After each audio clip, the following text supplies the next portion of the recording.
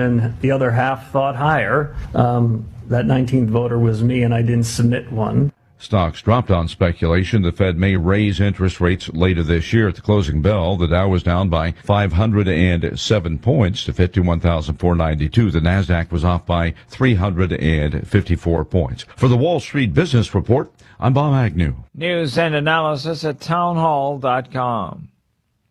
On Point Weather, brought to you by our friends at Palmetto State Armory. On 107 The Point. Here's tonight's forecast. Well, we're not cooling down lunch. Our low dips down to 75. Tomorrow, about a 40% chance we get some afternoon and evening showers, the high topping out at 90. Friday's rain chances increase to 60%. Expect heavy thunderstorms on and off during the day. For the weekend, nicer, a blend of sunshine and clouds, highs around 90 each day. I'm Cal Moss with your On Point local weather. WQXL Columbia, W264DF. Grills, outdoor kitchens, fireplaces. Summer sizzle starts with Bart. This is 107 The Point. This is The Point. Make thepointradio.com. The Point.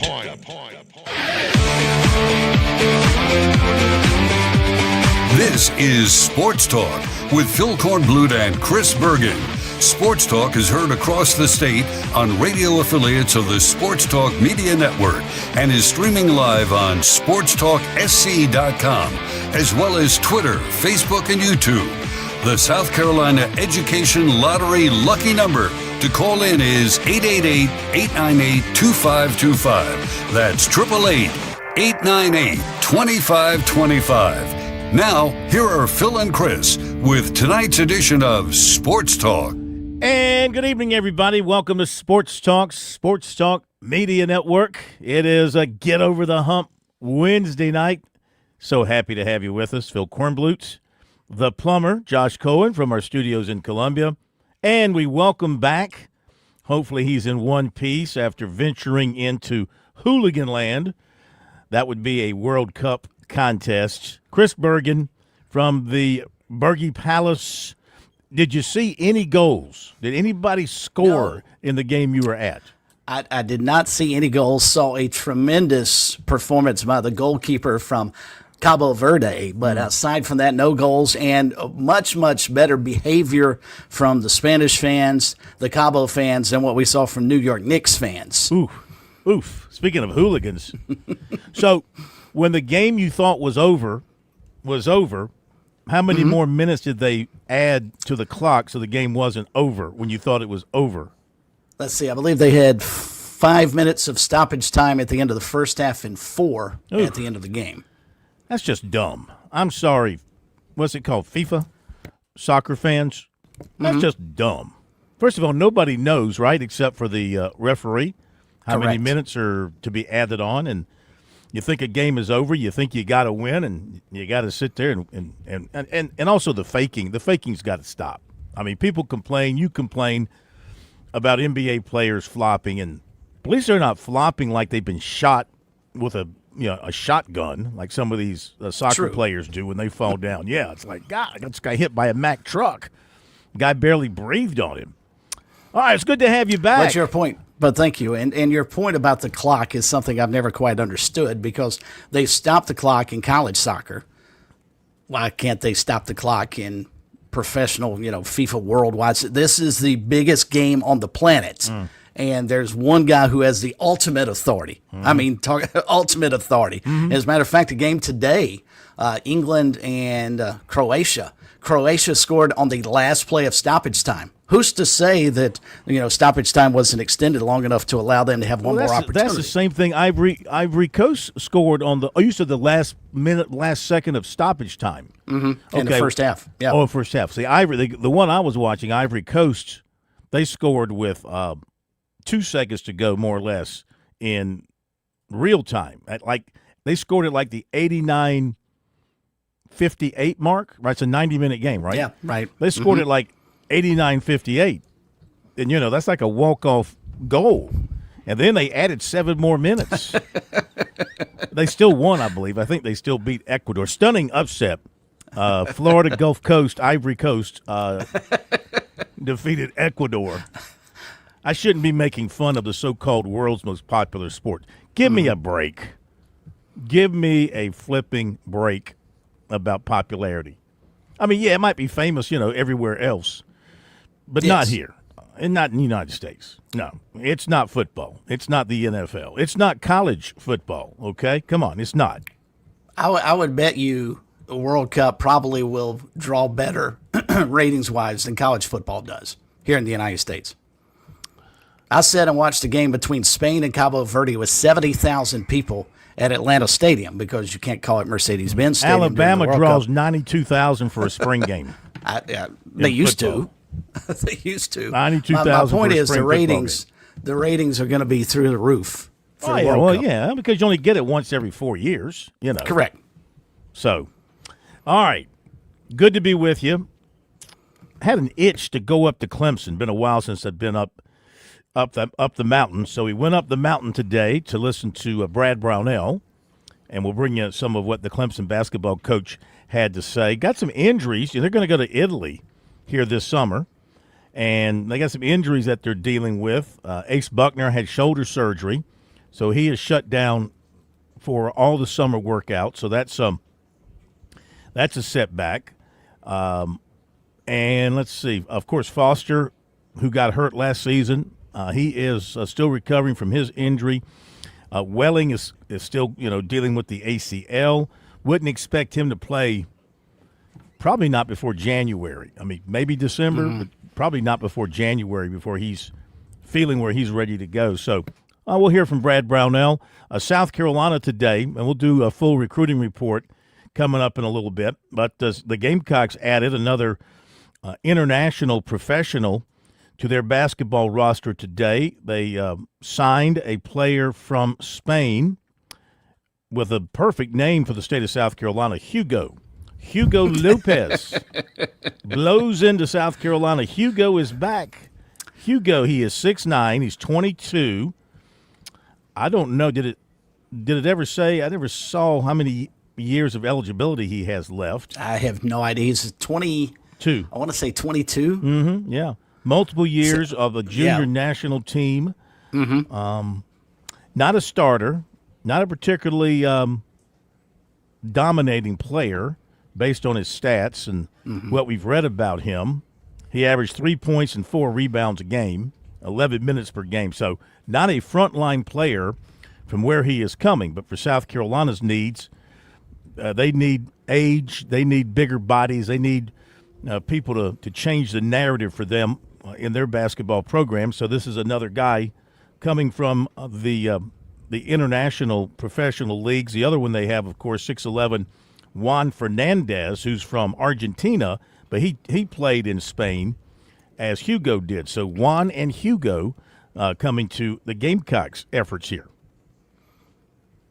Well, I think South Carolina is taking a page, maybe not talent-wise, Phil, but taking a page from the reigning national champions. What made Michigan so difficult is they were big and they were old, and that's exactly what the Gamecocks have done. I think that's the formula now to win in college basketball. First off, you've got to get older.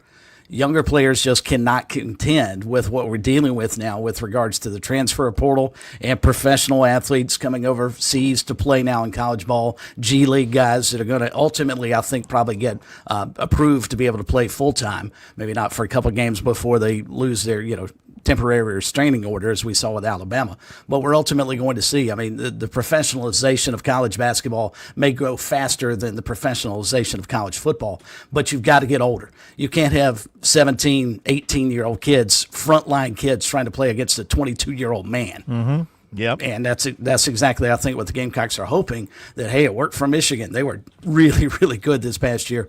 Maybe it'll work for us. Well, you look at the Gamecock basketball roster as it stands today. They've got 12. They lost 12. They've got 12 coming in. So you've got 6'2" Corey Mincy, 6'4" Camden Heide. You've got 6'5" Shane Blakeney. You've got 6'10" Jakob Nicias, 6'11" Hugo Lopez. I'm sorry, 6'9" Hugo Lopez. Let me change that.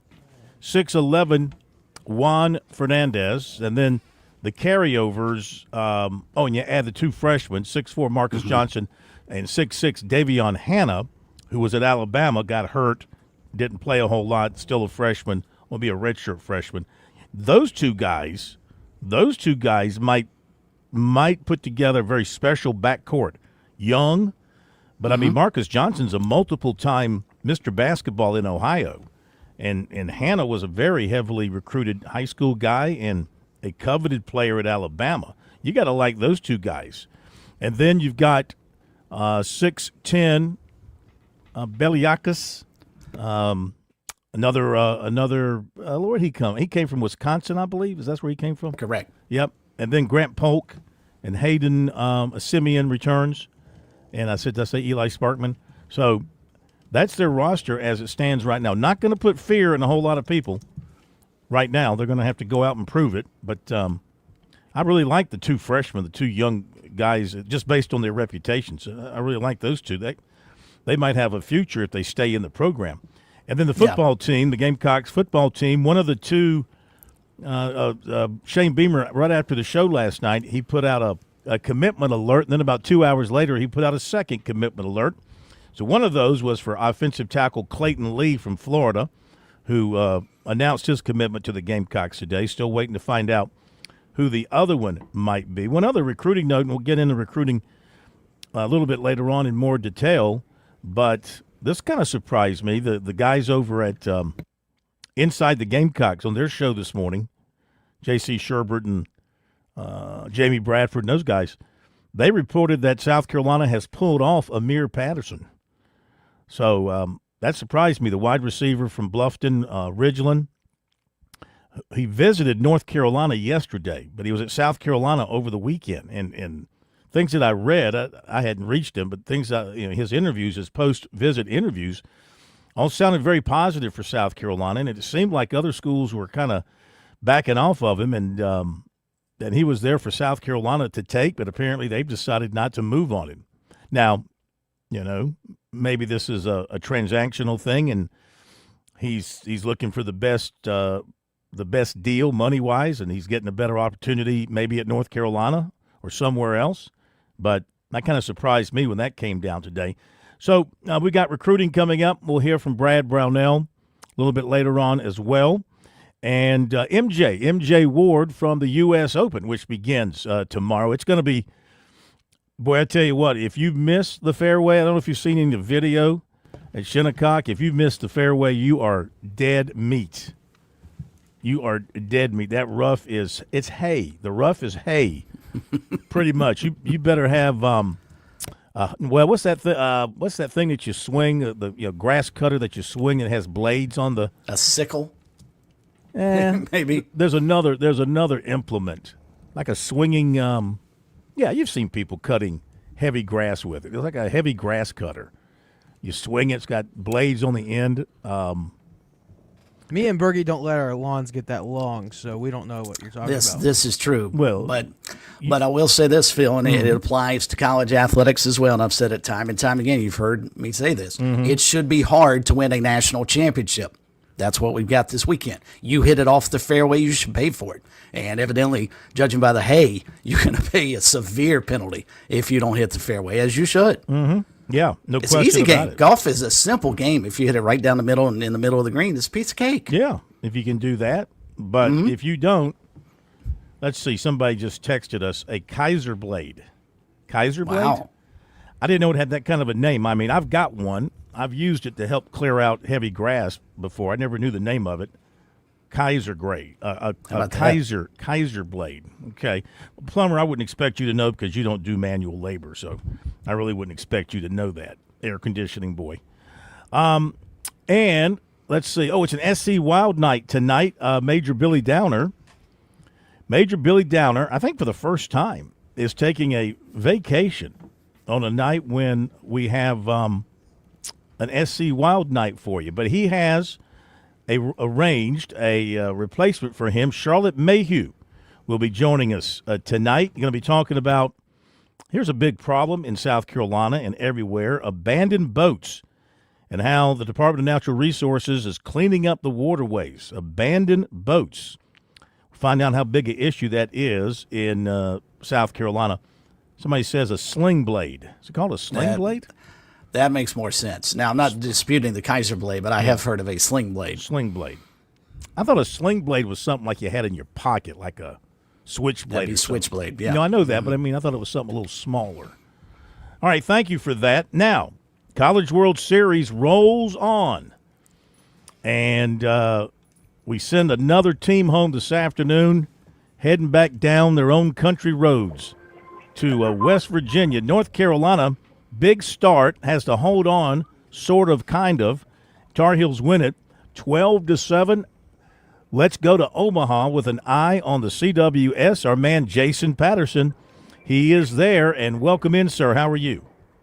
Doing great. Another wonderful day in Omaha. A little bit warmer weather today. We'll see how that plays in the ballpark, but it certainly has sunshine on the faces of the fans as they make their way up the steps for Game 2. And you said it, Country Roads taking West Virginia home, but what a season Coach Saban's and that group put together, and great memories they're going to leave for the entire state of West Virginia and America. I mean, they became America's darlings across the course of this tournament run. We don't get to see them swaying on the baseline anymore to the tune of Country Roads, but they put together quite a run, that's for sure. And North Carolina in position. We talk about the driver's seat a lot. Nobody more so in that now than the Tar Heels with the pitching they have used, the pitching they've not had to use, and the off days they're going to get ahead of the championship series. Yep, they get a rest until Saturday now. I mean, they're in great shape. I mean, their pitching was outstanding, but today they flexed their muscles offensively. The top of their lineup, 2, 3, and 4 combined for 11 of the 16 hits. So right in the heart of their lineup, they were productive, and they built a 12-1 lead, and West Virginia kind of chipped away, had a 5-run seventh to get within reach, almost within reach, then a run in the eighth on a home run to make it 12-7. But North Carolina held this one pretty much the whole way. So what about the big offensive start for North Carolina? Couple of big innings, 3 runs in the third, 3 runs in the fourth. When they have that offense going to go along with that pitching, I mean, they're going to be hard to beat. Well, and Scott Forbes gave us a sly smile just a few minutes ago and said, please don't start talking about my offense. They're playing with a little bit of a chip on their shoulder because of all the talk and all the writing being about the pitching staff this season. He said, whatever you do, please don't start talking about my offense. And then he also gave plenty of credit to Scott Jackson. And we don't talk about it enough, but the members of these staffs and the work they put in order to get their teams here to Omaha, the head coaches out here always make it clear that they deserve a great deal of the credit. And he said Scott Jackson, who was the Liberty head coach, had been at North Carolina before with Coach Forbes, under Coach Fox when they were playing in the championship in 06 and 07. And he was reunited with Scott Forbes after he left Liberty. He said it was Scott Jackson who decided to do the lineup change at the top that worked out well for everybody. And I jotted it down, Phil. I want to share with you how North Carolina scored today. Mm-hmm. All right, think about every scoring play. Double, steal that resulted in an error, single, triple, double, single, single, single, double, single. That's how North Carolina put their runs together. No long ball today, but the Tar Heels didn't need it, and with their pitching staff, they're sitting pretty as we move forward here. Mm-hmm. Jason, you have to win the game, so I understand the move, but do you think if Mike Fox in an honest moment would have liked to have saved Caden Glauber and not had to throw him the last 2 1/3, or is that basically a bullpen session for him and he'll be ready to go come this weekend? Second part of your question, Chris, nails it. He ended up wanting to use him today, intentionally using him today. One, to make sure that there was no further drama after West Virginia put some things together there toward the end. But the big thing is they're going to get the 2 days off, just like they just experienced. So you don't want a guy to go 4 or 5 days without pitching when he's such a big part of your bullpen. So coming off a couple of days off and going into a couple of days off was the big thought process there, alongside the idea of close it out right now. You don't give West Virginia life when you've got a chance to slam the door. Let's turn our focus to the other game coming up tonight, and that's Georgia against Oklahoma. The Bulldogs got to the regional final, or the bracket final, rather, with a 2-0 win last night. You talk about pitching, Jason. That was as good, as well pitched a ball game as I think I've seen in Omaha a long, long time, especially the strikeout numbers. Georgia got 12, Texas got 17, and they lost the game. Is Georgia's offense going into, in your mind, is it going into a little bit of a slump at the worst time, or if they just run into some good pitching here the last few ball games? Well, you're going to run into the best pitching because you're down to the last handful of teams remaining in the country, right? We're now down to 3 going into, at the end of last night, we're down to the final 4 in college baseball. So, yeah, I think it's a combination of things, Chris. the level of pitching you're going to see out here in Omaha going to be unlike anything you've seen across the course of the year consistently, game in and game out. Otherwise, these teams wouldn't be here. The other thing is the ballpark. You may have noticed toward the end of the game yesterday, the Georgia bullpen was standing in unison out there in kind of some weird poses. We asked them after the game what they were doing, and they said, we were trying to mimic trees, hoping that we could see the trees. You think about all the trees at Foley Field and how Georgia uses that power game so extensively, and that's something you're not going to do in this yard. Even with the cooler temperatures yesterday, even with more home runs than we've ever seen in the College World Series, Foley Field, this is not. So Georgia's having to find some new ways to score. To their credit, they never allowed Texas to come to life, and they found other ways to win games. You know, the first day we talked about, can this Georgia team, the highest remaining seed left in the tournament, win other ways beside the long ball? The answer to that question so far has been yes. We'll see if it continues, because now they got to take the hottest team in the country and beat them a couple of times. But your headline at the start of that comment about the pitching last night, we were all looking at one another in the press in the press box, I should say, in the early stages of that. We were going into the fifth inning, and only 3 outs had been recorded that weren't strikeouts when you combine the two sides. So it was dominant pitching, which is what you're going to see in Omaha. Obviously, the weather's going to be a little warmer today. Did that make it a little tougher on Georgia in terms of the long ball? And the other question is, what are we going to see from the Golden Spikes player, the National Player of the Year, the Dick Howser Trophy winner? He's a consensus Golden Spikes, Dick Howser winner, National Player of the Year, and Jackson, the catcher. We know what he's capable of. At what point does he make that major difference in a contest? That's something Georgia, you would think, would need as we move forward. The other thing about this game tonight that really jumps out at you is the different way that the teams are going to approach it pitching-wise. And Oklahoma can afford to do that because of what their freshman arms have done already. But they're going with another freshman arm tonight in Matt Wisłowski. And why not with the way their freshmen have pitched so far, while Georgia's really going to be piecing it together. I mean, you expect we'll see Scott. You expect we'll see Farley at some point. But it's going to be an all-hands-on-deck pitching performance for a Georgia team that, as you alluded to, is going to need that offense to come to life. Windy tonight? Very windy. I'm told 20-mile-an-hour winds, and they were blowing out earlier, but you know the wind can shift here in downtown Omaha, so we'll see what direction it's blowing. That's going to be as important as anything. But we're going to get more of a stiff breeze than we've had at any point during the tournament, and the Bulldogs are all saying, yep, let it blow out toward those trees in the bullpen, that's for sure. All right, folks can go to your website, ION CWS, and read more about it and see pictures and learn more about it. You have a great night, and we will talk to you again tomorrow and see where we are with things. Thanks, Jason. Sounds great. 06-07 all over again with North Carolina in the finals. Now we get to find out who joins them. Appreciate y'all. Thank you. North Carolina trails only one other school. You'll know who this is. I'll ask you, though. What's the school that leads North Carolina being the number 2 team, for the most CWS appearances without a championship? They're number 2. Who's number 1? Florida State, right? That's correct. Florida State's numero Something about ACC uno. baseball just does not translate well out to Omaha.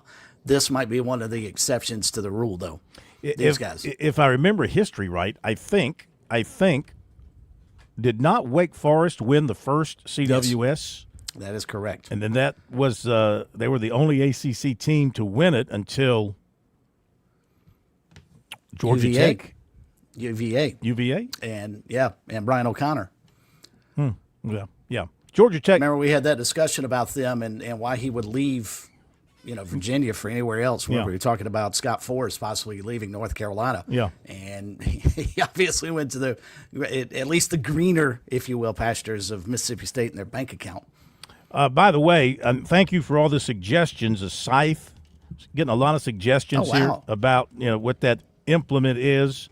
What I'm talking about, and I've looked it up here. It's called It's the dumbest looking thing in the world. Well, it's what I've used, and a lot of people use it who actually do yard work. Plumber, you wouldn't know this because you wouldn't know how to do it. Didn't you ask Steve Fink to mow your lawn last night? It's called a weed grass cutter with serrated double-edged sharp blade manual grass whip with 30-inch steel handle, cut overgrown weeds, cutting hand tool, steel sod cutter. Wow. I mean, that's the description on Amazon. But that's what I'm talking about. It's a double-edged, serrated, sharp blade manual grass whip, and you swing it back and forth, and you cut the grass that way. And that's not dangerous at all. The heavy grass. Yeah, you can lose a leg. Or an arm. You can lose a body part if you're not paying attention, swinging that thing around. So, but yeah, I see what people are talking about. Here's the scythe. Here's a scythe, a grass whip with double-edged, serrated, sharp. It's made with a singular handle. Well, it's made with just a single handle to the blade. This has like a double handle to the blade, a connection on each end of the blade, which is the one is my preferred choice. Two-handled? Well, it's one handle, but when it gets to the blade part, it has a double metal connection. It connects on each end of the blade. The scythe, the blade comes out of the handle, just one connection. Best way I can describe it. It appears, regardless, the grounds crew at Shinnecock Hills does not own any of that stuff. No, they don't. Not when it comes to their rough. All right, we'll be right back. On Point Weather, brought to you by our friends at Palmetto State Armory. On 107 The Point. Here's tonight's forecast. Well, we're not cooling down lunch. Our low dip's down to 75. Tomorrow, about a 40% chance. We get some afternoon and evening showers, the high topping out at 90. Friday's rain chances increase to 60%. Expect heavy thunderstorms on and off during the day. For the weekend, nicer, a blend of sunshine and clouds, highs around 90 each day. I'm Cal Moss with your On Point local weather. What's better than getting the best Wagyu and Hereford beef anywhere in these parts and getting it delivered to your door? How about knowing you're still supporting local farmers in Saluda over at H&J Cattle, where tradition meets quality? Visit HandJCattle.com. Place your order for $50 or more, get free delivery in Richland or Lexington County. Plus, Point listeners get 10% off your order. Enter keyword The Point as one word for your discount. HandJCattle.com. The Point. The Point. With SRN News, I'm Keith Peters in Washington. The Federal Reserve kept its key rate unchanged Wednesday, yet nearly half the central bank's policymakers said they could support a rate hike later this year, an unexpectedly aggressive outcome that would disappoint President Trump and suggest heightened concerns about persistent inflation. A memorandum of understanding to be signed Friday by the United States and Iran calls for Tehran to, at minimum, dilute its enriched uranium and would waive but not permanently end sanctions on the country. That's according to U.S. officials who spoke on the condition of anonymity to read the draft language, which Iran has not released. The deal would also open the Strait of Hormuz toll-free for 2 months. On Wall Street, the Dow down by 507, the Nasdaq dropped 354. More details at srnnews.com. Are you tired of that dripping faucet driving you crazy? Is your drain doing more of a gurgle than a flow? Don't despair. Franklin Plumbing and Drain Cleaning is here to save your day. Serving our community as locally owned plumbing experts, Franklin Plumbing tackles everything from minor leaks to major clogs. And we're talking fast, friendly, reliable service. They respect your home. They respect your wallet. Josh and his team offer upfront pricing, and that's important. This team I'm talking about, they're fully licensed. They're insured technicians. They're ready for any plumbing crisis that you might encounter. Whether it's routine maintenance, a stubborn blockage, or a total plumbing overhaul, they'll get the job done right the first time. They've been out to my home, my brother's home, even his business. I'm comfortable, very comfortable, bragging on Franklin Plumbing and Drain Cleaning. Stop letting plumbing problems disrupt your life. Call Franklin Plumbing and Drain Cleaning today and experience the difference that true expertise makes. Visit their website, franklinplumbing.sc.com, or give them a call, 799-2222. That's 799-2222. Franklin Plumbing and Drain Cleaning. Plan your summer getaway with Founders Federal Credit Union. This year, make your dream adventure a reality with special rates on recreational vehicle loans. And for a limited time, we'll beat your current rate by 2%. Whether you're interested in an RV, motorcycle, or a boat, and you're envisioning a cross-country road trip, a weekend escape to the mountains, or spontaneous journeys wherever the road might take you, Founders makes it easy to finance your dream vehicle. Enjoy the freedom to explore, knowing you've locked in a great rate. Our team is here to help you every step of the way, from application to adventure. Don't let high rates hold you back. Let Founders help you save and get moving on your next big journey. Visit foundersfcu.com/RV loans for more details. Promotional rate ends July 31st, 2026. That's foundersfcu.com/RV loans. Terms and conditions apply. Membership qualification required. Nothing better than a Saturday night in Casey, West Columbia. It's the return of Rhythm on the River, proudly presented by the Greater Casey West Columbia Chamber and Prisma Health. Come out to the Savage Stage at Savage Craft Aleworks on Center Street this Saturday and give a listen to Jimmy Buffett's tribute band, Captain Mike and the Shipwrecked. It's family-friendly and pet-friendly. This year, we even have pop-up vans of various local businesses. For more information on this and all events, check out cwcchamber.com/Rhythm on the River, and we'll see you Saturday at Rhythm on the River. South Carolina summers are hot and humid and hard on your air conditioner. When your home stops feeling comfortable, call Sweet Comfort Services. We're family owned and operated with over 30 years of heating and air experience. From service and maintenance to complete system replacement, we're here to keep your family cool. We'll even meet or beat any quote from a licensed competitor. Schedule your appointment online at sweethvac.com or call 803-331-8143. Sweet Comfort Services, comfort you can count on.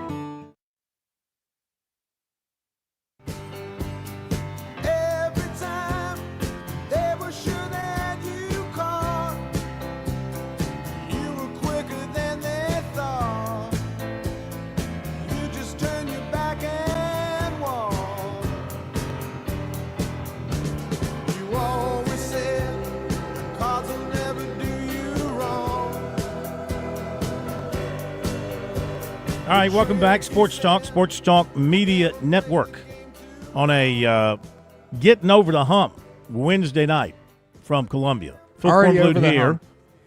Please don't interrupt me when I'm in a flow. Phil Kornblut here. Chris Bergen from the Bergie Palace. Made it back from the soccer, the World Cup soccer. And the plumber is here as well. 888-898-2525 if you have any interest in joining the program over the phone lines. 888-898-2525. South Carolina Education Lottery lucky number.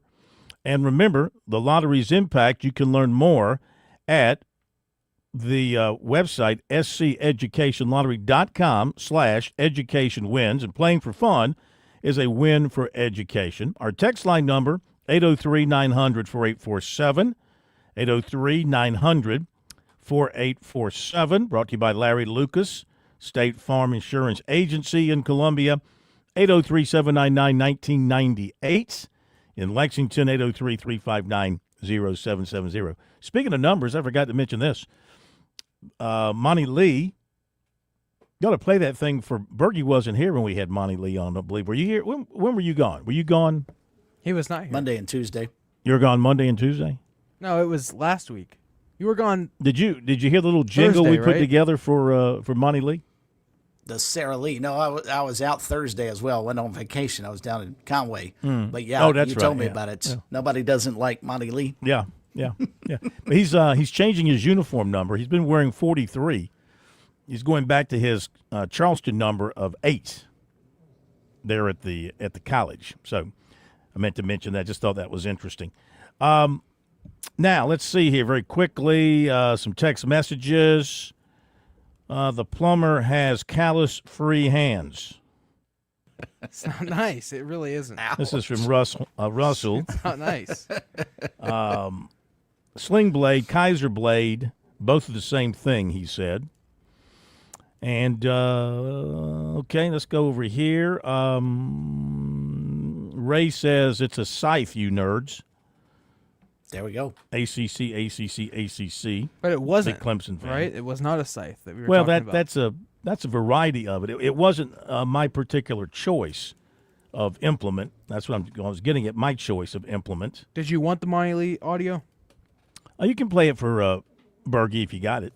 Everybody doesn't like something, but nobody doesn't like money. Everybody doesn't like something, but nobody doesn't like money. That's too classic. funny. That's too funny. Let's see. This is from last night. Is Hank a spokesman for South Carolina? Hank was on last night. What was he? He was talking about Gamecocks and their money and their spending and all that kind of stuff, I think. From the 864, if South Carolina many more open spots than Clemson does, that mean the NIL total will go up closer to $35 million. Oh, okay. So he's now the figure we were talking about, that 30.1, that's for the current roster. That's not for the incoming recruits that they're working on for 2027.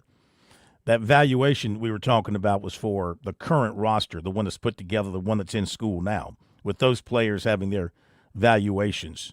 So that turned out to be 30.5. Clemson's was 28 point something, I think. So, but it's going to go up every year. I mean, it's inflation.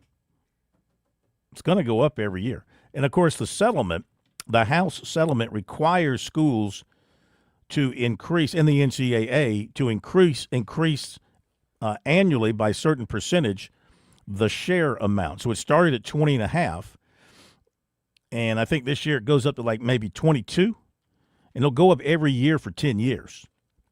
So more and more money is going to be spent as time progresses. From Gamecock Tony in Lancaster, this came in last night. Let's see here. Oh, this came in today. No, this came in last night. Hey, Phil, you're right about these recruits. They don't know what committed means these days. The Gamecocks have a good season. You'll see some decommitting from their teams and committing to USC. Recruiting not a biggie right now. Well, I mean, people who say that are saying it because they're not having a good recruiting year. I mean, recruiting's big when you get big-time players, when you get the elite, when you get the best. That's big. I mean, the Gamecocks missed – they did get an offensive lineman today, but one of their defensive targets at defensive end, where they've missed on a lot of players, Whitehead, he committed to LSU. And LSU took a commitment from another running back. I think they've got 3 running backs committed. But you know what they tell running backs, Bergie? You got to have more than one. True. And you got to have more than one. And the players, I think the running backs today going to college, they don't want to be the guy to carry it 25, 30 times. They don't want that wear and tear either, because they're thinking about getting to the next level. I mean, they want to have a chance to carry. They might want to get it maybe 10, 15 times, maybe tops 20. But they like having another guy or maybe 2 more to be able to share the load with. It's a really good point. And you wonder, too, with regards to USC's recruiting right now, how much of the talk, going into the preseason, and this will certainly be, I would think, a topic of discussion at SEC Media Days next month when they get to the podium. Beamer being on the hot seat is actually hurting recruiting. I mean, years past, that was obviously a problem. If the players started thinking, well, you're not going to be around by the time I sign with you. I don't know how big a deal it is. Do you think that may be playing some role in them not recruiting as well as they have been? Oh, yeah, I would think so. They're being hammered. I mean, that's still part of it. Hey, man, you're down to us in South Carolina. They were 4-8 last year. Their coach may not be with you next year. You want to go there? We're solid here. We're not going anywhere. If you're in that situation, and of course, Beamer can counter by saying, "Hey, yeah, we had a bad year last year, but we were close. We're going to be better this year, and help us get over the top. And we got opportunity for you to play here right away." So they can counter that to some degree. But yeah, it's hard to win recruiting battles when people are throwing a 4-8 up in your face. No doubt. Unless you can buy your way out of it, in some cases. But I don't think they're doing obviously they're not spending the kind of money to win these sort of battles with these top guys that are going to other places right now. I mean, that's just the bottom line. They've missed on top defensive end targets. They've missed on some top running back targets. I think they've done pretty well at wide receiver, though. Again, I'm a little surprised that Patterson is no longer in the mix with them, according to Inside the Gamecocks. South Carolina initiated ending that, so I don't know what the deal is there, but I thought he would have been a nice addition to what they've brought in already at wide receiver. Quarterback looks good. Quarterback they got out of Texas. He looks fine. And, again, but they've only got 9 commitments at this point. So they got a lot to fill in before they have a full class. Let's go to Keith in Camden. Phone call here or there here on Sports Talk. Then we'll hear from Brad Brownell. Keith, welcome in. How are you? I'm doing well, gentlemen. I'm doing well. Hope y'all are too. Just when you get to recruiting, you know, the reality is 4-and-8's 4-and-8. I'm curious how many of those 9 are high school versus, you know, transfer guys. They're all high school kids. You know, these are all high schools. Yeah. So no Porter people yet. So No. it'll be interesting to see how that pans out. But I wanted to make this comment. Isn't it interesting? How many years ago was it? 5 years ago, I heard I'll quit coaching when it's pay for play. But it sure looks like Clemson's doing something different after going 7-5. It's amazing what people would do, right? Well, they went 7-6, but you got to give them credit. They're putting together a great class. and I think they're spending more money on their high school talent than they have been. I think they've stepped up and started spending more of their money there than paying maybe people already on their roster and investing more in that side of it because, I mean, they're having to outspend some people to get some of these players that they've been recruiting because they've been going up against some big spenders. And, I mean, I'm not saying every player who is making a college decision is doing so based on solely on the money, but that's a major part of the equation for every one of them, and for some, it's the number one factor in making the decision. Well, Phil, isn't it true that 3 high caliber ball players we lost to LSU, and you know it's pretty obvious. Well, I mean, 2. One of them flipped. I mean, I would think one of them flipped from LSU to Miami. Remember Jaden Bryant, who originally committed to Bryant, LSU. He flipped to Miami, but now you got Trey Segura is going there. Yeah. Well, all indications lead to a bigger check, but we don't know that. So, all right, enjoy the show every night. Y'all have a great evening. Thank you. KJ Green is the other. So, yeah, KJ Green was a South Carolina target, defensive end, and he chose LSU. Trey Segura chose LSU, and those are 2. Those are the 2 South Carolina was going hard after, who ended up choosing LSU. Thank you for the phone call. We can take more. Let's see here from the 803.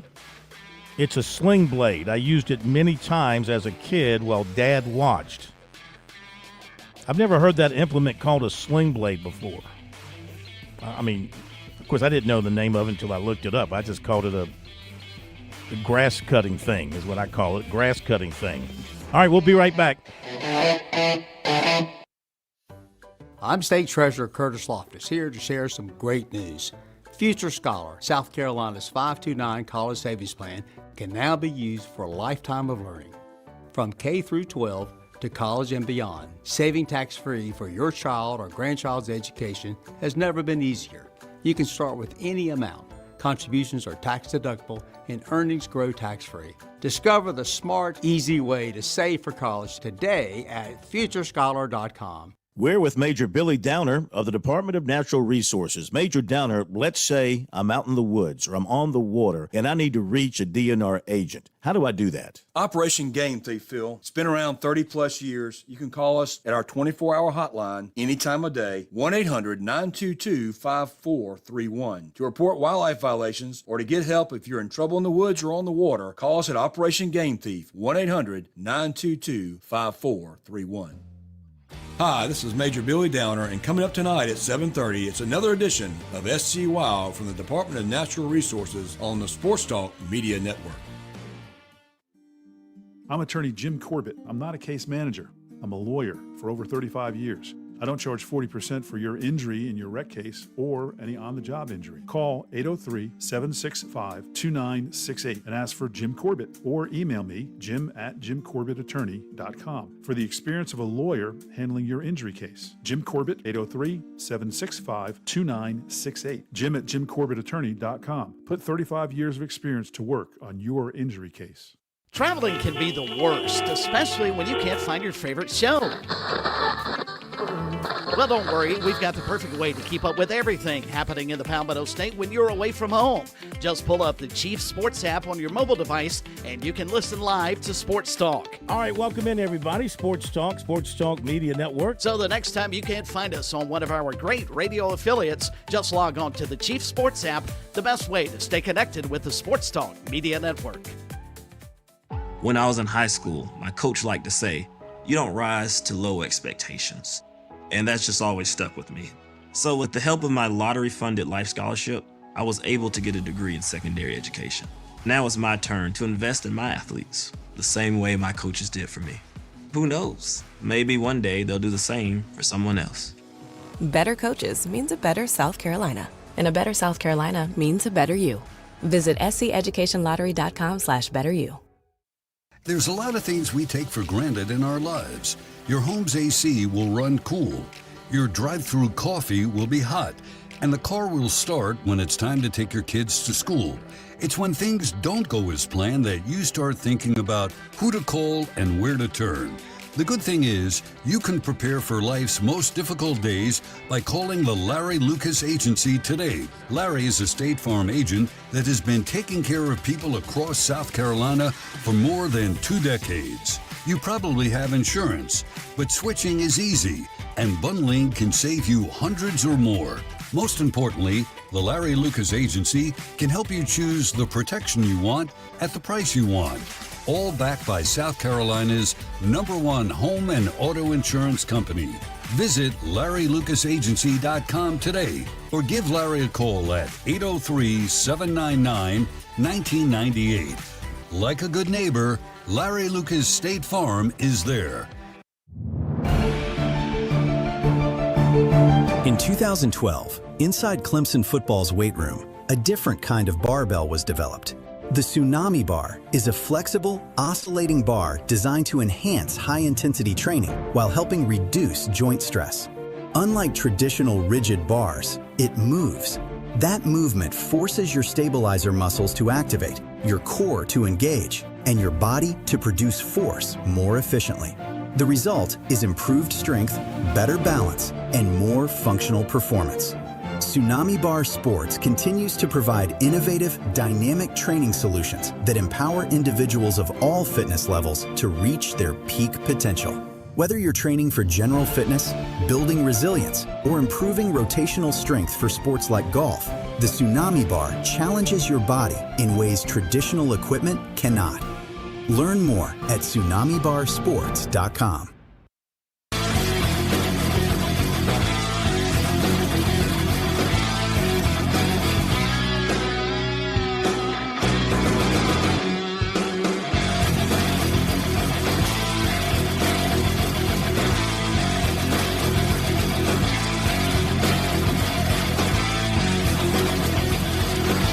All right, up to Clemson today for Brad Brownell, Clemson men's basketball coach.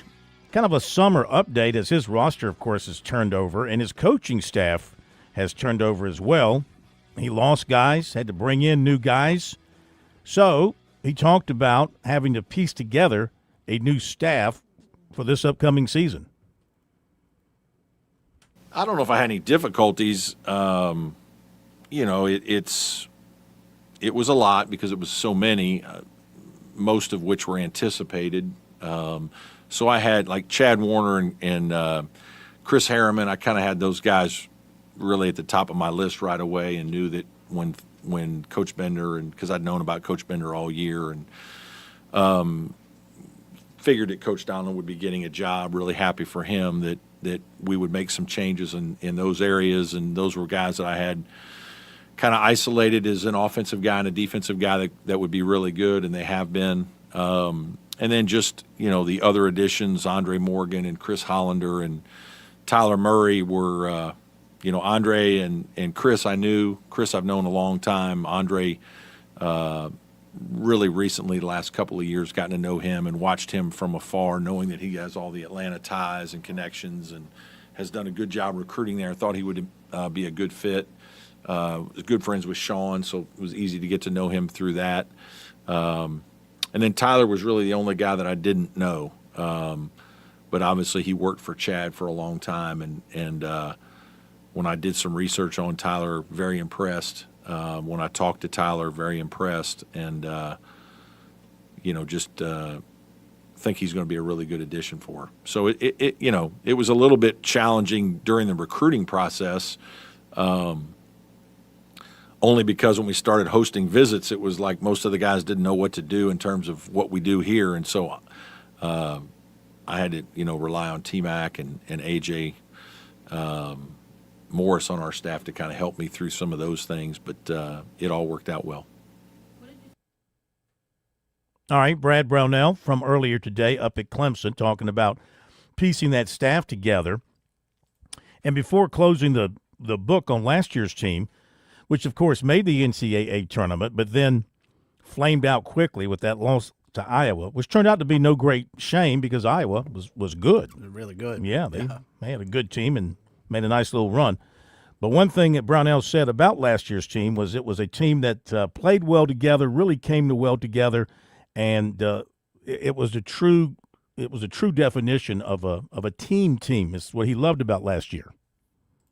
Yeah, I think one of the things I'm really proud of with our group last year, we had a ton of turnover, flipped the roster basically, and we're still able to be successful. And it was,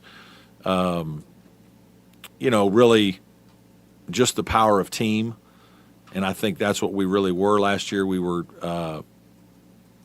a group that really fit well together, cared about each other, just like a lot of our other teams have as well. But prove to you and to me and to everybody that you can put together a group of guys that care about each other quickly, and if they're willing to have some humility and play for a bigger cause, you can put together a group that becomes united and connected and really can achieve at a high level. And I thought our guys showed great humility last year. We had a lot of guys sharing minutes, sharing time. I thought Dylan and RJ were outstanding leaders. That really rubbed off on the rest of the guys. And then we had some good young players that contributed, some good transfer portal pieces that continued to do the things that we like to do. And, we probably overachieved more than a lot of people thought. But I think as a group, we felt like we were going to be good. And, really battling through some injuries, that was hard. Zach going down early made us adjust. Carter at the end going down was really disappointing because I thought we were really starting to play really well. We went back to our 5 in, 5 out against Wake Forest, and I thought that was it sort of re-energized our team, and I thought we were ready to make a great run, but unfortunately we got beat by a very good Iowa team in the NCAA tournament. All right, Brad Brownell, more from him later. One thing he said today, Bergie, is that he wants to go with, if he can, of course, more of a 4-guard look at times this coming season. He wants to play fast. And when Zach Foster, before he got hurt, and with Zach Foster coming back from his injury, he believes that will help them to play fast. So he wants to play fast. He wants to play guards. Interesting. He wants to open up the driving lanes and have guys taking it to the basket. But they do have an excellent three-point shooter coming in, kind of in the mold of a Girard, a guy that can step across half court and knock down the threes, the transfer from Notre Dame. Serta, I think that's his last name, Serta. Yes. They're very excited about him. He's an excellent three-point shooter. He's big. He's 6'5". So they think they've got a guy that can really shoot it from downtown. They like the guards. They like the ball handlers. Got a guy in Ace Buckner who's like a true point guard who can set up the offense and run it. Just got to get him healthy with his shoulder. I think Foster had a knee early last year. Was it a knee that he had? I think it was a knee. But Welling is the one. I tell you, when he went down, that really changed. And he went down in the ACC tournament, I believe. Really changed the dynamic makeup of that team the rest of the way. Yeah, they weren't the same. And I think they would have given Iowa a much, much better game had he been available. But your comments about him wanting to speed up the way they play is fascinating to me because they've always, under his tutelage, sort of been a very deliberate, slow the game down, grind it out, get it inside, and play that way. This would be, I think, a major shift in philosophy for him. Not necessarily a bad one. I mean, that's sort of the way the game is going.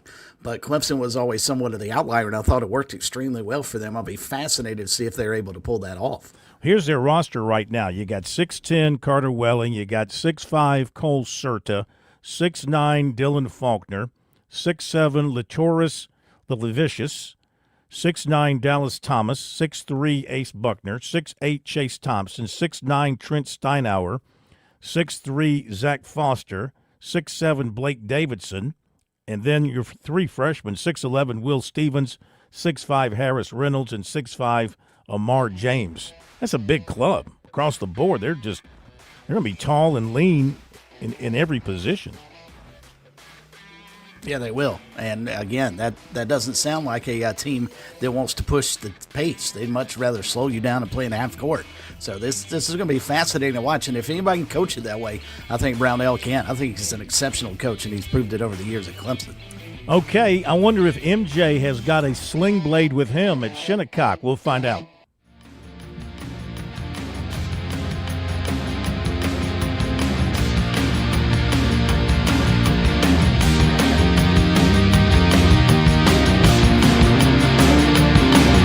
WQXL Columbia, W264DF. Grills, outdoor kitchens, fireplaces. Summer sizzle starts with Bart. This is 107 The Point. News this hour from Town Hall. I'm Keith Peters in Washington. President Trump says the agreement with Iran should be signed shortly. Tomorrow, maybe the next day. Subject deals. My whole life is all about deals. That's all I ever did is make deals. And crazy things happen with deals. I've gone into deals where it's a guarantee. No way it can not be signed. And it doesn't get signed. And I've gone into deals that you have no chance of making, and they go like nothing. So, but we're going to most likely sign a deal. They want to sign a deal. A draft agreement by the United States and Iran calls for Tehran to, at a minimum, dilute its stockpile of highly enriched uranium. The deal would also waive but not permanently end sanctions on the country. It will be a very closely watched governor's race in Georgia now that the Republican candidate who will be running against the former Atlanta mayor has been chosen. Correspondent Laura Winters reports. Former Atlanta Mayor Democrat Keisha Lance Bottoms, who has very close ties to the Biden administration, will face Georgia Republican businessman Rick Jackson. She tells CNN that she would put Biden up against Trump's record any day of the week. Georgia remains one of the country's most evenly divided battleground states, with voters in rural areas predominantly voting Republican and major cities like Atlanta, where voters mostly vote for Democrats. President Trump won the state in the last election cycle. Republican Governor Brian Kemp cannot run again due to term limits. Laura Winters reporting. The Federal Reserve kept its key rate unchanged Wednesday, yet nearly half the central bank's policymakers said they could support a rate hike later this year, an unexpectedly aggressive outcome that could disappoint President Trump and suggests heightened concerns about persistent inflation. On Wall Street, the Dow down by 507 points. More at townhall.com. The following is a real-life story from Trinity Debt Management. When I was feeling the stress of too much credit card debt, I looked at two different options: debt settlement and debt management. They may sound the same, but guess what? They're not. Debt settlement seemed like a quick fix, but I found out it would destroy my credit, create tax headaches, and hit me with huge fees. They actually told me to stop paying my bills. No way, not me. Then I turned to a debt management plan developed by the team at Trinity. They worked with my creditors, lowered my payments, reduced my interest, saved me thousands, and paid off my debt. And Trinity is a Christian company, which is important to me. If credit card debt has you down, call Trinity at 1-800-990-6976. My name is Heather. Please forget debt settlement and remember Trinity Debt Management. 1-800-990-6976. Senator Bernie Sanders is proposing a plan to give Americans ownership stakes in the country's largest artificial intelligence companies. Bob Agnew reports. Sanders' legislation would impose a one-time 50% tax on the stock of major AI companies and place those shares into a sovereign wealth fund to be overseen by an independent commission. Sanders estimates the fund would be worth roughly $7 trillion and provide annual payments to Americans. While the idea of public ownership of AI companies has been backed by President Trump and AI executives, Sanders' proposal goes far beyond that, with the public having decision-making power over the companies. Bob Agnew reporting. Shoppers stepped up their spending in May, surpassing economists' expectations as temperatures warmed and gasoline prices leveled off. Retail sales rose 0.9%. News and analysis at townhall.com. From Washington, I'm Keith Peters. On Point Weather, brought to you by our friends at Palmetto State Armory. On 107 The Point. Here's tonight's forecast. Well, we're not cooling down lunch. Our low dips down to 75. Tomorrow, about a 40% chance we get some afternoon and evening showers, the high topping out at 90. Friday's rain chances increase to 60%. Expect heavy thunderstorms on and off during the day.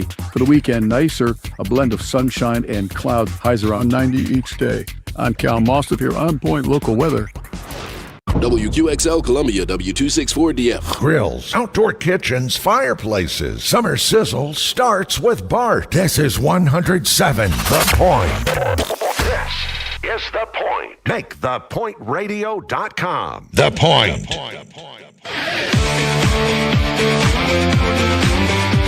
Welcome back to Sports Talk on the Sports Talk Media Network. You can reach the guys with the South Carolina Education Lottery lucky number, 888-898-2525. That's 888-898-2525. Now back to Phil and Chris with the second hour of Sports Talk on the Sports Talk Media Network.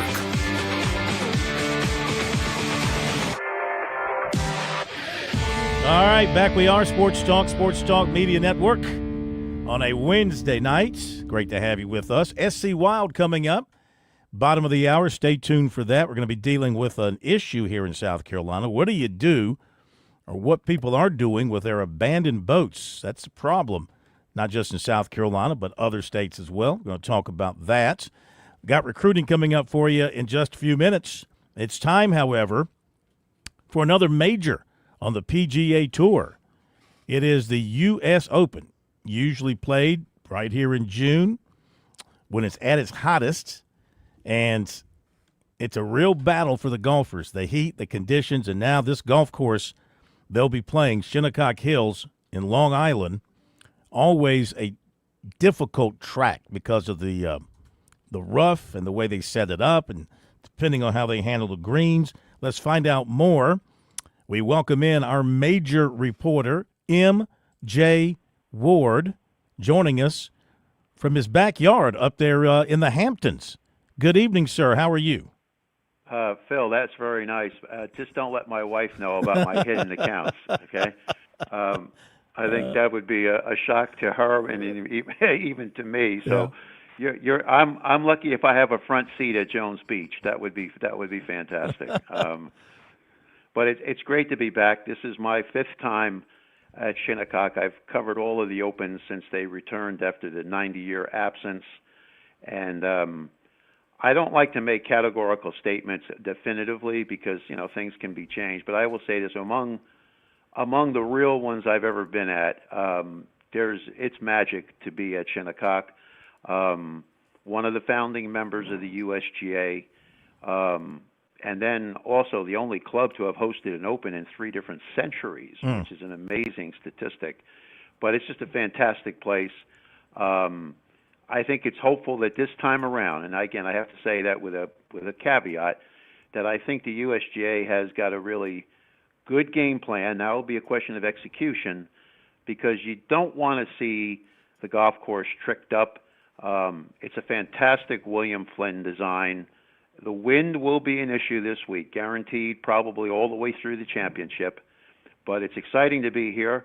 Long Island is one of the real great spots of golf in the United States, and it's wonderful that the national championship of our country is once again back at Shinnecock Hills. Yeah, everybody's freaking out over the rough again. I saw a little bit of video yesterday. I think it was Koepka who was in the rough and took a swing at his ball, moved it about 5 feet. And what's it like out there? What does it look like? How tough is it going to be? Of course, the way you avoid that is not getting into the rough, but we know that's going to happen more often than not with some of these guys. So what's that going to be like? Well, the USGA gave a press conference today. They usually do it on the eve of the championship, and John Bodenhammer, the championship's lead person for the USGA, the fairways are set pretty wide. I mean, you're going to see some fairways anywhere from 40 to 48 yards across. The thing about Shinnecock, Phil, is that even though the fairways are wide, when you have that kind of wind velocity, it can narrow down the landing zones, and the fairways are cut at Shinnecock not on a straight razor cut, which means you'd have straight lines all the way through from tee to green. They are serpentine, so you'll see some cuts come in and then some cuts will go out. So you have to be precise, but there's sufficient area, and I would say that the rough is sufficient for what the championship should be. I mean, if you hit it in the fescue grass, clearly you've earned it, and you're going to take not only a half shot penalty, but probably a full shot penalty to get back in play. But Phil, consider what you're playing for. This is the U.S. Open. This is a legacy event. The person who wins this, their life will change forever. And clearly, if it's someone who has won the championship previously, it will only add to their stature in the game. So, Phil, if there wasn't whining at a U.S. Open, it wouldn't be a U.S. Open. That's true. That's true. MJ, Phil would tell you, and I've mentioned this numerous times, this is my favorite of the majors because there's a sadistic side of me that wants to see these guys get challenged because I believe it should be hard to win a national championship, and that's what we've got this weekend. Do you think, though, the USGA took some hard feelings, and did they get their feelings hurt the way things played out in 2018, that they're going to make it a little bit easier because nobody finished under par the last time it was there? Well, see, the thing is, Chris, here's the thing. In 2004, when they had the issues with they were watering the greens during the middle of the rounds. I mean, then it got a little carried away with what took place on the par 3 7th hole. That was in 2004. I can tell you that the club at Shinnecock was not happy to be embarrassed by what had taken place because obviously they have a great amount of pride in what the club is about and what the architecture should be. But then when they came back in 2018, the USGA said, well, we really learned from that and we're not going to have that happen again. Well, it did happen again, and then we saw the debacle with Phil Mickelson hitting a moving ball. That just simply it detracted from what it should be. Right. I have to say that based on the information that was presented and the way I looked at the golf course, I did walk all of the 18 today and had a good opportunity to chat with a number of the players.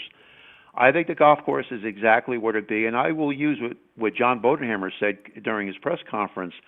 And he said it very succinctly, let Shinnecock be Shinnecock.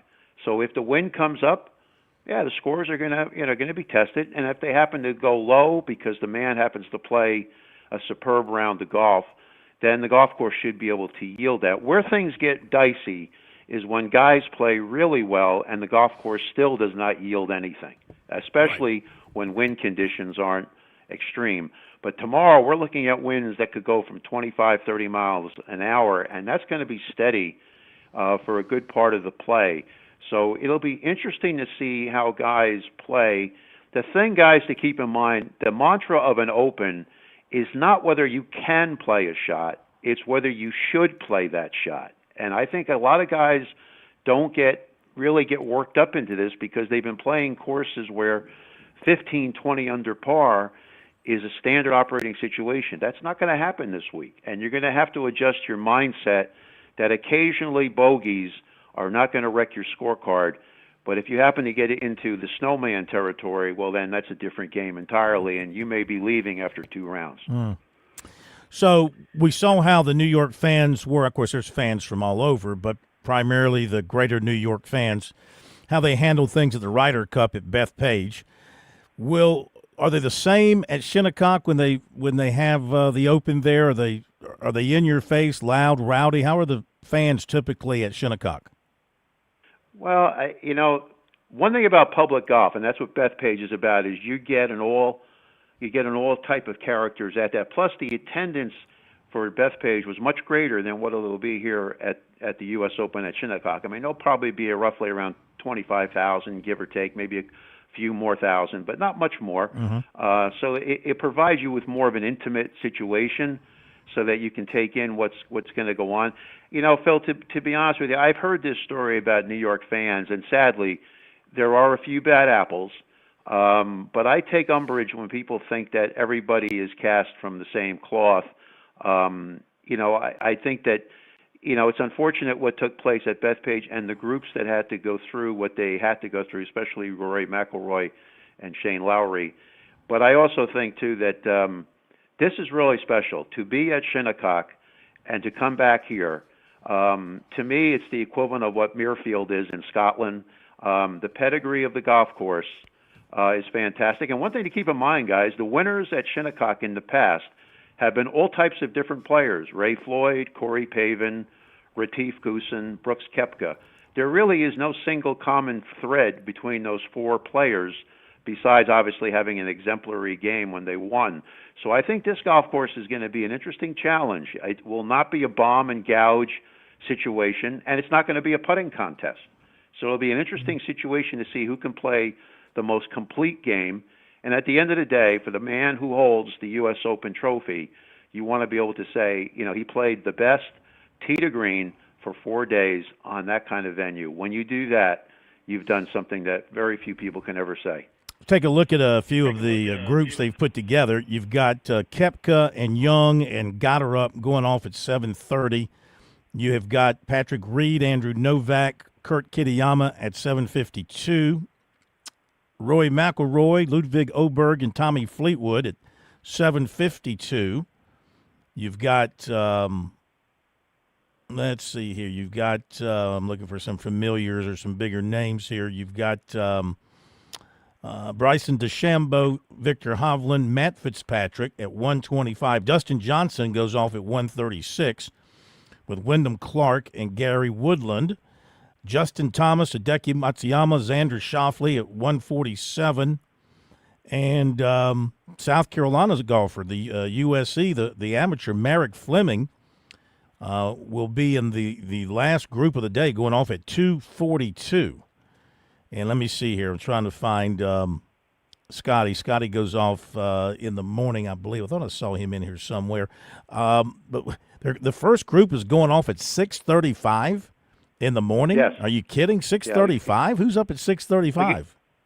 Well, you got to keep in mind, Phil, that daylight starts, roughly here at about 5:20, so there's sufficient time for the players to go. The pace of play is always an issue at an Open. You want to make sure that that's monitored. They're going to do that. Just a couple of quick blurbs on some of the players, quick things. Scotty Scheffler, it's obvious. He wins a major. He does it on his birthday. He completes the career Grand Slam. That would be historic. Bryson DeChambeau has been out to lunch for the last two major championships, has not gotten to weekend play. Can he return to weekend play? You mentioned about Gotterup and Cameron Young. Interesting combination. You have a Jersey guy and a Westchester guy playing on Long Island. I followed their careers when they were amateur juniors. Great to see that happen. Cameron having won the Players, Chris Gotterup having won the Waste Management and then the Scottish Open last year.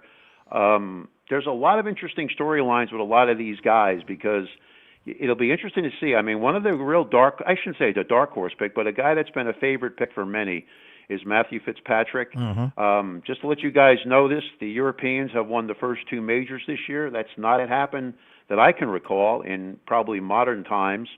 So it'd be interesting to see whether or not that gets broken. But there's interesting all-around situations here because Rory McIlroy, to touch briefly on that, is he over the Masters high, and can he now get back into the fray? Last year he won the Masters, and he did play well for the rest of the year, but he was really never in that spotlight again. But there's going to be some interesting mixtures here. The thing about a U.S. Open, guys, you have to have extreme patience. You're never going to win it on the first round. I know it's a cliche. You can lose it. You have to know when to back off. I cannot say that enough. I mean, if you miss these greens off to the sides, you have closely mown areas that will take the ball 20, 30, 40 yards away. What you will not see on television, because it's not obviously three-dimensional, is the amount of elevation that's involved at Shinnecock. A lot of these greens are set up on precipices and knolls, so you have to be precise with your approach play.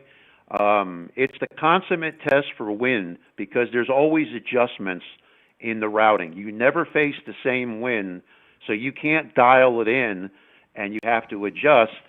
And I'm hopeful, and again, I think if John Bodenhammer and the USGA team has it the way they need it to be, this will mark one of the really fine U.S. Opens, and I'm so happy to see that Shinnecock is where it needs to be, along with Oakmont and Pebble Beach. They are, really the consummate U.S. Open tests, and I'm really happy to see that that's the case this time. Yep, and Scotty Scheffler has a 8:14 tee time. Did anybody bring a sling blade with them or anything like that to help them with the rough? We've been discussing that tonight. What's the proper tool to take out there to cut that grass? Well, I will tell you this: don't go in it, and you don't have to worry about it. But really, the fairways. I tell you, some guys are in all, and not from a personal level. This is my 40th U.S. Open that I've been at. I've 37 that I've covered, and 3 as when I was a young guy and a teenager with my father taking me to them. The fairways are amply wide here. I've seen it when they've had bowling alley wide fairways, and it got a little ridiculous because it favored one type of player versus another. But I'm very impressed with how the golf course is set up. But I will say this, I was impressed too at 04 and 18, and then on the weekend the golf course got away from them. Hopefully this will not happen this time, but I think that they have carefully thought through, and they've gotten input from a number of the key players about how this event should really go down and what it means. But it's a true U.S. Open vintage golf course. Anybody who's into golf, and if you love major championship play, specifically a U.S. Open which ends on Father's Day, this is it. This is as good as it gets. And in my mind, the 2 Opens stand apart among the 4 major championships. If you want to put your name in the forever column, you need to have your hands on the trophy. If you are, you will always be remembered one way or the other, no matter how you played, because you did something that very few people have ever done. MJ, awesome. I'm glad you're not trying to take the Long Island Railroad or anything like that tomorrow. I hope not, because that's going to be crazy with the Knicks having their parade downtown and all the folks trying to get out to the Hamptons and to Shinnecock Hills for that. So I'll tell you something, Phil. If you get stuck, you can go. I've got a place in the Hamptons over there on Shinnecock Drive. You can crash there if you need to. Phil, I have to look at your W-2 then. I want to know how much you're pulling down then, I want to know if your radio bosses know what the hell's happening here, okay?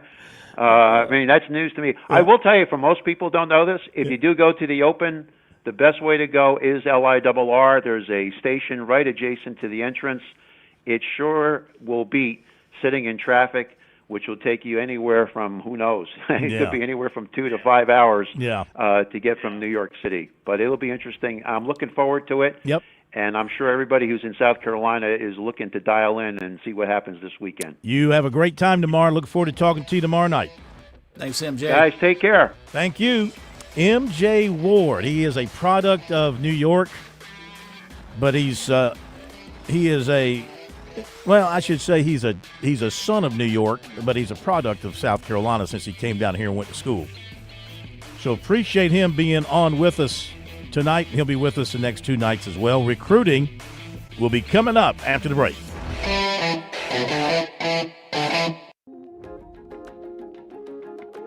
Stop giving your hard-earned money to high interest rates. Founders Federal Credit Union delivers with credit card rates lower than the national average, with rates starting as low as 12.5% APR. That's way smarter than the over 20% APR rate the other guys are offering. Founders credit cards are reliable for all your needs, secure with MasterCard's ID theft protection, and zero liability. And convenient with easy payments, loyalty points for rewards, and mobile access anytime through Founders Online.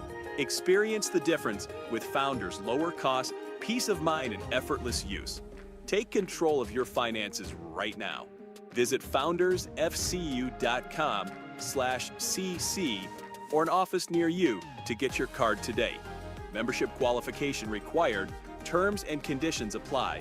See website for details. Hi, this is Major Billy Downer, and coming up tonight at 7:30, it's another edition of SC Wild from the Department of Natural Resources on the Sports Talk Media Network. There's a lot of things we take for granted in our lives. Your home's AC will run cool. Your drive-through coffee will be hot. And the car will start when it's time to take your kids to school. It's when things don't go as planned that you start thinking about who to call and where to turn. The good thing is, you can prepare for life's most difficult days by calling the Larry Lucas Agency today. Larry is a State Farm agent that has been taking care of people across South Carolina for more than 2 decades. You probably have insurance, but switching is easy, and bundling can save you hundreds or more. Most importantly, the Larry Lucas Agency can help you choose the protection you want at the price you want. All backed by South Carolina's #1 home and auto insurance company. Visit LarryLucasAgency.com today or give Larry a call at 803-799-1998. Like a good neighbor, Larry Lucas State Farm is there. Looking for thrills? Then welcome to the South Carolina Education Lottery, where excitement's the name of the game, and every chance at a win Just one more. Come on, so close. comes with the chance of a whiff. Ugh. Well, no biggie. Nicely done. You handled it like a pro. Because when the stakes start getting too real and you find yourself playing for more than fun, it might be time to take a break. Good point. Playing for fun makes you a better player, and a better player is a better you. Learn more at SCEducationLottery.com. The Sports Talk Recruiting Report is sponsored by Seawell's Catering.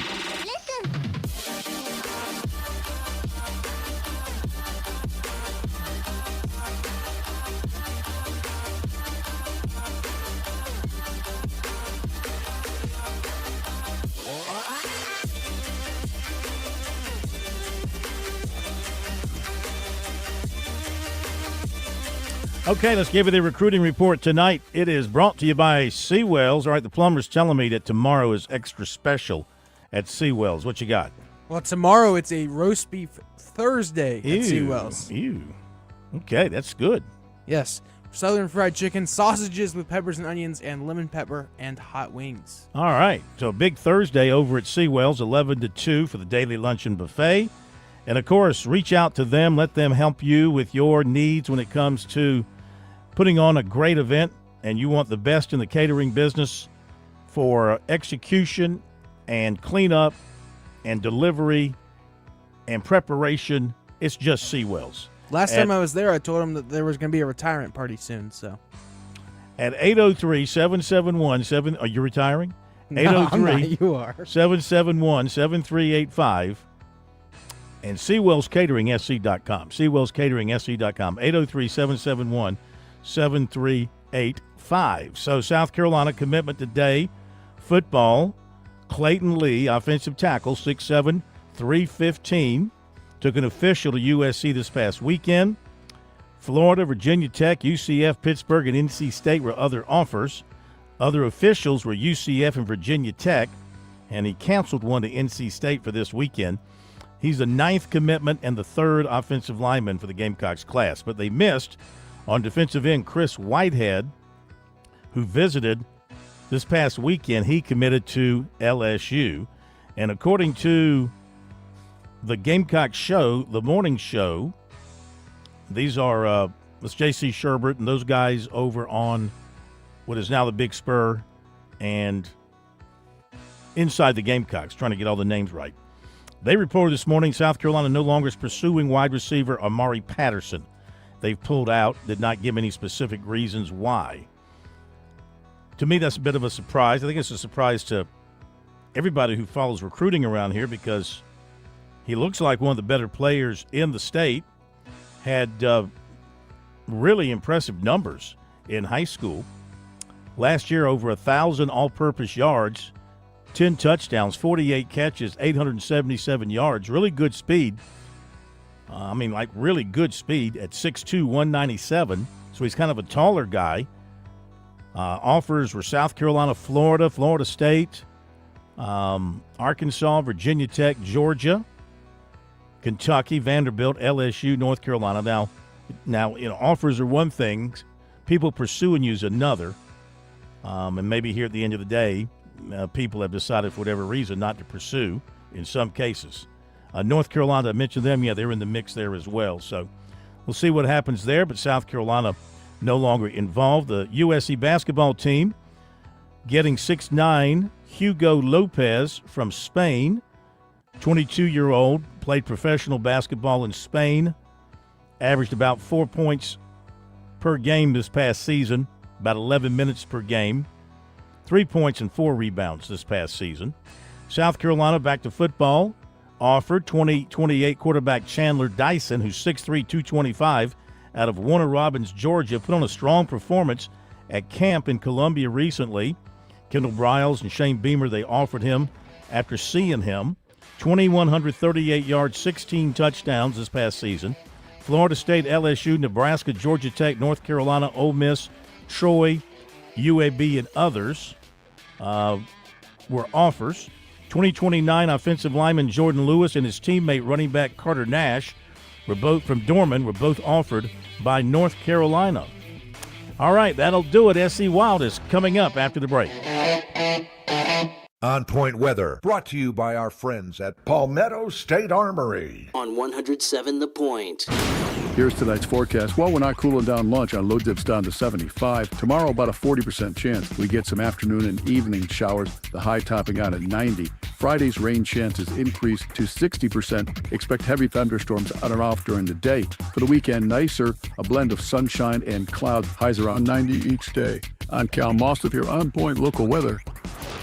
This Father's Day weekend, celebrate Dad the right way at your local Palmetto State Armory. Saturday from 10 a.m. to noon only, spend $300 or more and get a free PSA cooler while supplies last. Plus, save 20% on Costa sunglasses, 20% off men's clothing, and buy one, get one free on select fishing rods. And if Dad's into shooting sports, don't miss huge savings on PSA rifles, complete lowers, build kits, and accessories throughout the store. You're up for Father's Day and save big this weekend at your local Palmetto State Armory. Some exclusions apply. See store for details. With SRN News, I'm Keith Peters in Washington. Tropical Storm Arthur is the first of the Atlantic season and threatens the southern United States with dangerous flash flooding. The National Hurricane Center announced the storm Wednesday and said Arthur would skirt over the Gulf Coast with heavy rain through Friday. An agreement to end the war between the United States and Iran calls for Tehran to dilute its stockpile of highly enriched uranium and would waive sanctions on the country immediately, allowing Iran to sell its oil freely in a major concession from Washington. That according to language released by both countries on Wednesday. The agreement would also open the Strait of Hormuz toll-free for 2 months and affirm a commitment to Lebanon's territorial integrity.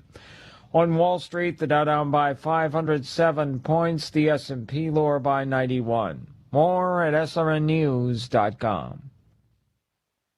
I don't know how many years it's been that Bergen Roofing has been known as your neighborhood roofer. I think when Stuart started using that phrase, it was for obvious reasons. This is a guy that'll see you at the store, at church, or maybe he even sponsored your kid's baseball team. Your neighborhood roofer. Think about that. It's never been more important than now. See, a lot of the roofers you hear about, well, they're now owned by major national or even international companies. You say, who cares as long as they give me a best price and they show up and do my roof?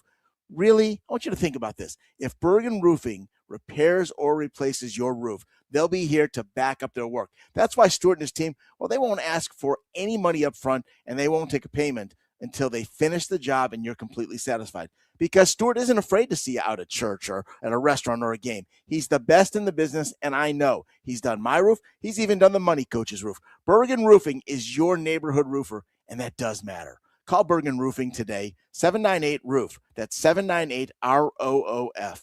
As a business owner, you want your customers to have the best experience possible, and that includes convenient parking. If you have designated parking spaces or an entire lot, Schroeder's Towing can provide free signage and installation for businesses to deter unwanted parking and removal of abandoned vehicles. Contact Schroeder's Towing and ask about free signage for your spaces or lot. Take back your parking. 803-772-7930 and SchroedersTowing.com. Schroeder's Towing, Columbia's finest and fastest hookers in town.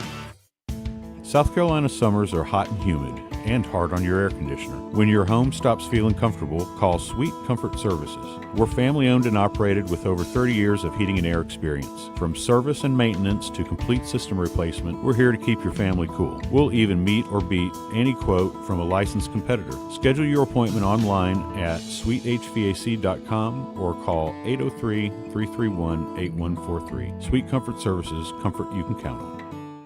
Life's busy, but that shouldn't mean putting your car care on hold. At Team 1 Sudduth Automotive on Knollwood Avenue, you can drop off your vehicle outside business hours and count on our certified technicians to do the rest. From oil changes to engine overhauls, we make it easy for you and your car. Enjoy nationwide warranty, top quality parts, and a team that really cares. You can even visit Team1Automotive.com and book an appointment at your convenience. Team 1 Sudduth Automotive, we fix everything. That's Team1Automotive.com. Hey y'all, this is Ted from Flight Deck Restaurant. We'd like to invite you and your family to dine with us. We have a great menu that's sure to please your whole family. We have fresh cooked burgers, big juicy wings, blue plate menu featuring country cooking, oven baked hoagies, fresh crisp salads, authentic Greek food like gyros, souvlaki, and baklava. We also carry 20 different premium cheesecakes and pies. Flight Deck Restaurant also has an arcade with 30 different games like Star Wars, Batman, Skee-Ball, Bass Wheel, Pac-Man, Galaga, and so much more. Flight Deck, your favorite family restaurant. Thanks y'all and God bless. It's SC Wild with Major Billy Downer from the Department of Natural Resources. Major Downer is here to answer your questions about the great outdoors. Call in now at 888-898-2525 and join SC Wild on the Sports Talk Media Network.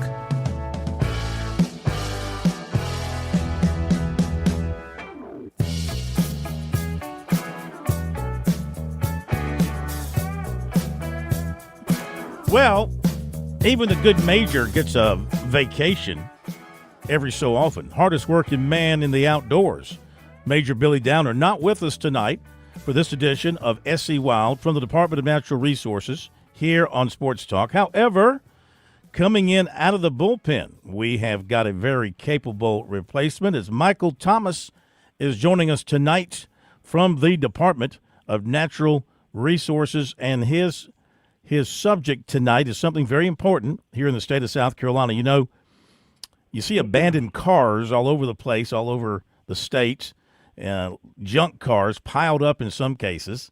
What about boats? I mean, you got thousands and thousands of boats all around the state of South Carolina. What happens to them when they're no longer usable, when they grow old, when they break down? What do people do with them? Abandoned boats is a big issue here in the state, and Michael's going to tackle that topic tonight. Michael, welcome to SC Wild here on Sports Talk.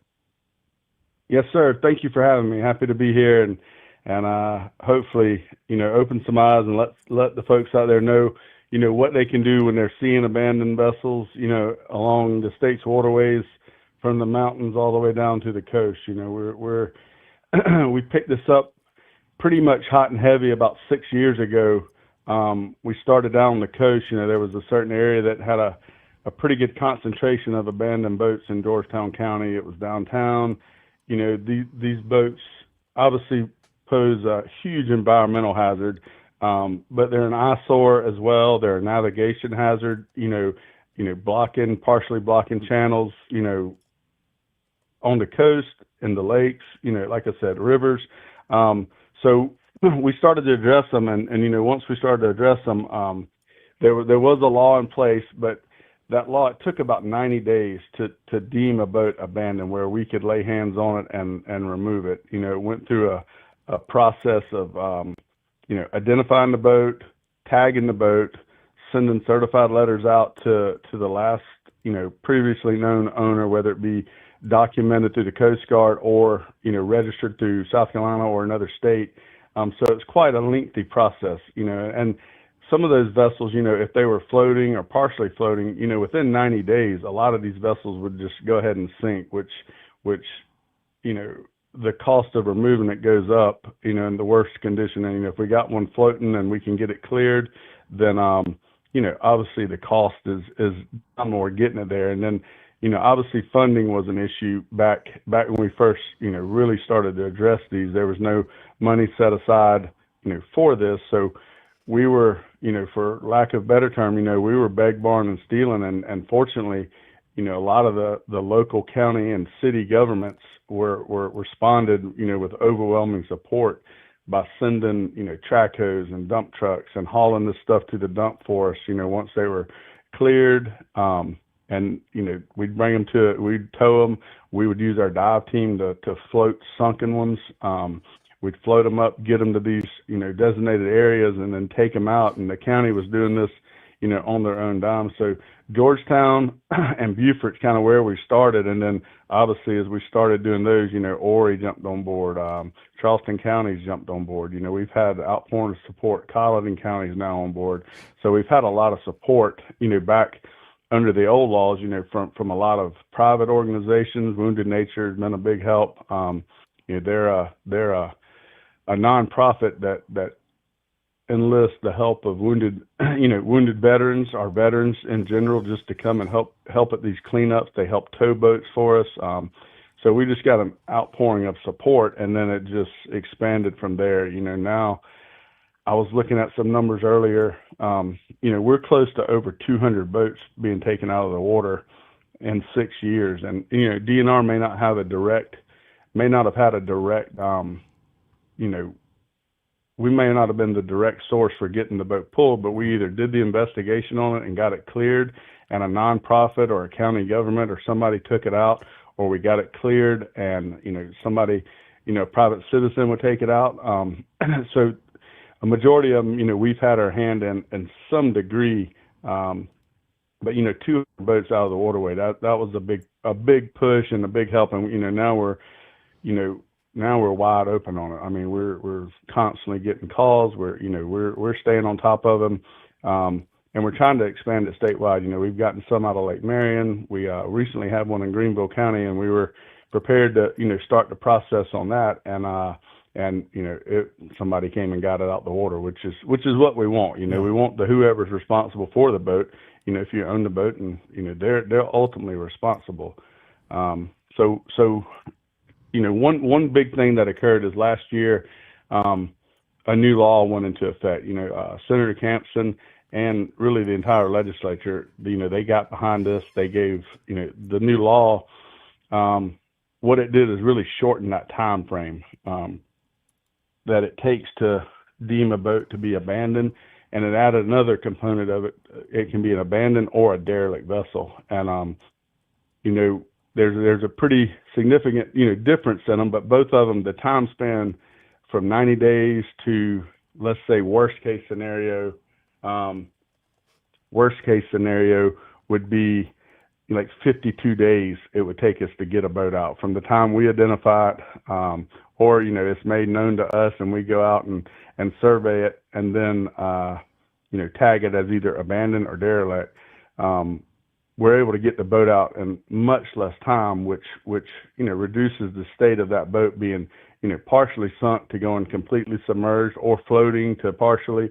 And so that was a huge help, and it gave us some better fines to levy against the individuals that are leaving these boats out there. So it opened up a lot more avenues to get these things moved out faster. And since then, I mean, we've been pretty much nonstop. We've had some great cleanups down in Charleston and Georgetown County, and all the other counties along the coast have been taking part in the new law as well. So we're steady getting them out of Horry. We just had a boat removed out of there a couple of weeks ago. We got some moves planned down in Beaufort coming up. Lake Marion, we've got some there. So it lays out a very clear picture of the steps that have to be taken. We ensure that we follow all the steps just like we did with the previous law. And the timing is really good. And then, the legislature was kind enough also to attach some funding to it, which is obviously, with anything, a pretty big deal. So now we're able to put out solicitations for some of these larger items. Within the past, I think the law went into effect May of last year, the beginning of May of last year. We removed a Navy vessel from down in Bohicket Creek in Charleston County. We removed another barge from down in the same area, up on the Intercoastal Waterway, right on the edge of the Intercoastal Waterway, huge navigation hazard, obviously a steel-hulled barge, just falling apart out there in that salt water, creating a huge environmental hazard. So, we're able to get some of these larger, projects done with the funding that was provided for us. So we're excited about that, and hopefully, we're getting the same funding again this year to continue to push this important process. Mm-hmm. So several questions. That's great stuff that you just shared with us. As we're talking about abandoned boats here across the state of South Carolina, not just in the Low Country where you might think with the ocean and everything down there. We're talking with Michael Thomas from the Department of Natural Resources tonight. So, number one, why would somebody just flat out abandon a boat? Would it be because the boat is no longer any good? Is it because he no longer can afford the boat? What are some of the compelling reasons for just leaving your boat wherever you want to leave it and just walk away from it? Well, you touched on two good ones right there, two examples, but as we've dealt with these boats, like I said, from all areas of the state, mainly starting out on the coast, I tell everybody each one's got its own nightmare story. Like they buy a boat, think, oh yeah, we're going to fix it up, and then it becomes too much of a burden, either financially or, they just don't have the time to do it, and then they just leave it out there anchored, and then it just falls into a state of becoming derelict. Hatches are not open, water gets in it, then it starts getting worse and worse, and then it starts sinking. And, we have anchors, the anchors drag on high wind days or tides, and so they just become a continual problem. Or, somebody may move down here and sell the boat to somebody else who thinks they're going to fix it up, and then they decide they don't want to do it, and they sell it to somebody else. So there's a history that develops with some of these boats that goes back, 4 or 5 owners. They're just passing, oh yeah, I'll give you this boat if you give me that one. They trade. It's a different story for each one of them. Sometimes, there's other states that, Florida's got a pretty good abandoned boat law. So some of those folks, just to get away from that law down there, and how Florida enforces it, they'll just move to Georgia, South Carolina, wherever they can, and get away with, leaving a boat that's in disarray or in ill repair, and they'll leave it, in the state. So the new law really gave us some teeth to put in these folks, and we're hoping to get word out, South Carolina is not your dumping ground. Yeah. So when you find a boat that's been abandoned, do you often find that the license and the numbers, everything that identifies the boat, are they still on it, or do people scrape those off, try to cover up the identity of the boat? If that's the case, how do you find out who owned the boat and try and track these people down? Then when you track them down, what is the fine for the people who abandon a boat in, I guess, the public waterways or whatever? What's the fine for that? Yeah, so you brought up a good part and a good point. And, one of the things that the new law identifies that the old law didn't, it identifies an abandoned vessel versus a derelict vessel. And the processes are somewhat streamlined to a degree, but there's a few extra steps taken to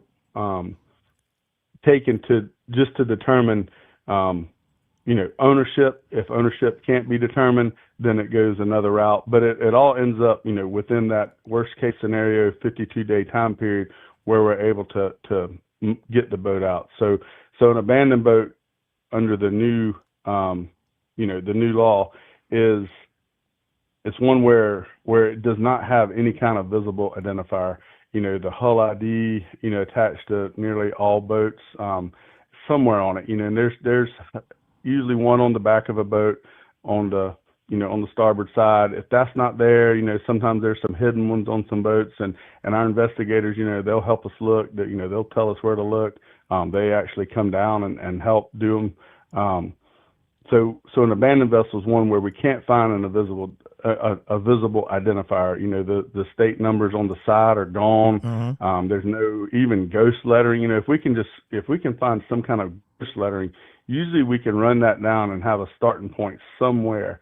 It may have been 3, 4, 5 previous owners ago, but at least we can find out, hey, who'd you sell the boat to? And then we start tracking that down, which is a pretty lengthy process.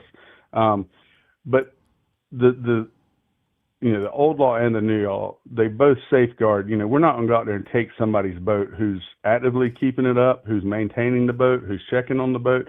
That is not our intent at all. And we take, we're probably extra cautious. We give extra time, to make sure that these investigations are complete and thorough, so that we're not taking somebody's boat, that is doing right, because it is completely within the law to leave a boat out there, as long as it's got proper documentation, proper registration, proper lighting on it at night. So we definitely don't want to do that. So an abandoned vessel's one has no identifier. It's wrecked or junk, meaning that it's hatches open. It's just floating, drifting, whatever. Maybe it's way up in the marsh, or it's way up in the trees on a lake or a river. So that's an abandoned one. So what we'll do is we'll tag that one.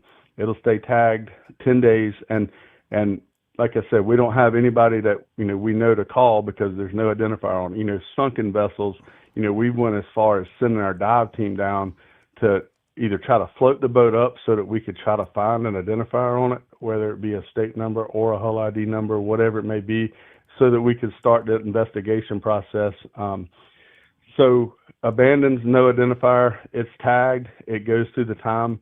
And obviously, we don't know whose boat it is, but it goes out there, we keep a tag on it. If it's sunk and just the mast is sticking up, like a lot of sailboats down on the coast and some maybe on the lake, could be, we'll tag that. So if somebody's coming to check on their boat, within a 21-day time period, they should, we expect somebody to go by and look at their boat within that time period. I think that's very reasonable. To see if it's sunk, see if it's okay, see if the lights are working, whatever it may be. And if they see that tag, there's a number on it, they call us, they let us know. We say, hey, your boat's been tagged as abandoned. You need to, obviously there would be some registration issues there if there's not an identifier on a boat. So, but that would give us a leg up. So that would pause the process. We would run through that with somebody who says, yes, that's my boat, and we, help them to get it correct. If they don't, nobody contacts us, after we put a tag on it. It's just like a 12 by 12 placard that's placed on it. It's got all the contact numbers on it. It's got the officer that's leading the investigation on it. So they have more than enough ways to get in touch with us to let us know. So abandoned one, we don't have anybody to charge. We just need to get the boat out. So it goes through the time limit. Nobody's contacted us, then good to go. We'll try to work to get that one removed. And sometimes, even if we identify one, it's going through the process. We try to coordinate these cleanups where, if there's several boats in an area, they may not all be cleared. When I say cleared, going through the time limit, the complete investigative process, where we can get all of them out at once. Because, these counties are even, even if we're paying a contractor to get all these boats, we'd rather them get them all at one time, instead of going one day and then coming back again. So it may be that one's cleared the investigation and is staged for removal. And then we'll try to get all of them out at the same time. And then the other side of it, which you brought up, is derelict boats, ones that are, up in the marsh, up in the trees, got hatches open where water's getting in them, imminent danger of sinking, imminent danger of causing, damage to other property, by dragging anchor, drifting. So that one is tagged the same way, but there is a visible identifier on it. There is a hull ID number. There, the one I was talking about that's usually on the starboard corner of the boat, or there's state registered numbers on it. It can be South Carolina, any state, our officers, once they make initial contact with that boat and start the survey and they get a number or any kind of identifier, they'll run it to see who the last known owner is. At that time, they will try to make contact within 24 hours of that person. They'll send, if there's an email address attached to it, phone number attached to it, any way they can try to make contact with that person, they will take all reasonable steps to try and get in touch with that registered owner. They'll provide written notice. We still do send a letter to the last known address or telephone number, email. We try to do everything. You know, we've got a letter that's ready to be sent out. It's kind of a form letter. We just plug and play with it. You know, plug in whatever vessel we're dealing with, and that letter immediately gets sent out. And we'll give them the vessel's location, the description, because, you know, there could be a possibility. As I said, all these boats have their own story. You know, it broke anchor, it drifted down a river or down, you know, up the lake, down the lake, wherever, and the owner's actually actively looking for it but can't find it. And then once we do make contact with them, then, you know, hey, yes, I'll come get it, and hopefully solves that issue. But on those, you know, those are something where if we go out and tag a boat, as you know, it has an identifier on it, and we're able to find the last registered owner, we send that information, try to make contact with them within 24 hours. The boat's tagged. If it goes completely through that process, then, you know, the fine at the end of it could be up to $10,000. So like I said, this law really does allow us some, you know, obviously, you know, our officers have discretion with fines. You know, if it's somebody who's trying to work, who's willing to work with us to help get the boat issue resolved or get the boat removed, you know, obviously, you know, if they can do that within the time frame, then you know, no fines may be levied again. It could be a, you know, hey, don't let this happen again, and you know, if it does, then we could, you know, address the situation differently. But if one goes through the process and there is an option for somebody to, you know, come in, like I said, just send, hey, I'm trying to get it out. If they submit us a written report saying what they intend to do, like a plan, just a plan to get the boat either remedied or get it removed, it allows them another time period. It allows them another, you know, another grace period, and from there, if they don't do any of what they said they were going to do when they gave us the plan, you know, it's just a plan that shows they're actually going to take care of the boat. If they don't do that, then they cannot submit another plan. We re-tag the boat again with a new start date. It goes through that date. And that was what I was talking about, you know, referring to the 52-day process. You know, if we were to tag a boat, somebody was to give us a plan, they were to fail to follow through with that plan, we would re-tag the boat, and then it would go to 52 days. Well, 51 days, we usually allow, you know, an extra day or two just in case lost in the mail. You know, folks tend to wait till the last minute to do some things. So we make sure they hadn't resubmitted another plan or they hadn't taken action, you know, to remedy whatever problems, you know, whatever's making that derelict, whether it be up in the marsh, you know, they pull it back out, they close the hatches, they fix them, they put a light on it, get current registration on it, and they're showing that they're going to take care of it. You know, that's not a boat that we're trying to take out. We're trying to get the ones where nobody contacts us. You know, the boat continues to be a problem, and once it goes through that process, you know, if nobody contacts us or submits any kind of plan, you know, 21 days later, we're able to deem that boat abandoned or derelict, and then get it out of the water. So you know, the timelines are so much better for us, and the fines are better. You know, it's just a win all the way around so far. You know, obviously some boats are already sunk before we get notice of them. So, you know, we take some steps. You know, we still try to you know, make contact with the owner or the last owner, and as you mentioned before, you know, some of these boats are 4 or 5 owners. Oh yeah, I gave it to Joe Blow. Oh yeah, I sold it to, you know, and it's just a saga of, you know, hey, okay, it's last registered in your name. You know, we can't find these other people. You know, yes, they sold a boat without transferring a title. Are you willing to sign it over to, you know, to DNR, to organization that's willing to get it out of the water? And a lot of those folks, you know, they don't want them in the water. They didn't sell it in that state of disrepair.